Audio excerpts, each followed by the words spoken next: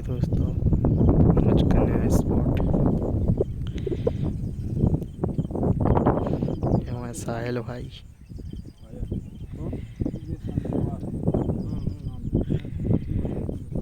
बेहतरीन स्पॉट रेहू का।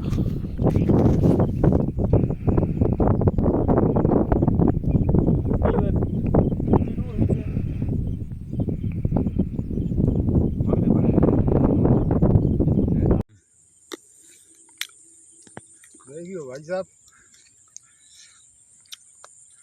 यह 4 किलो की मछली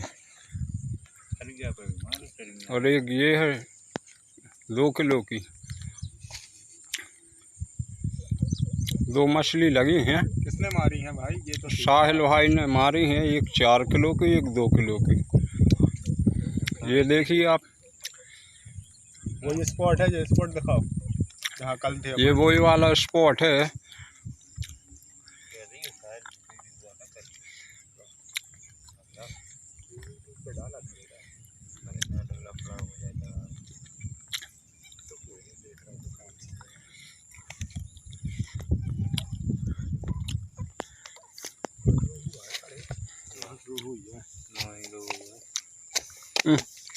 लो काय पे करना मार दो लाल।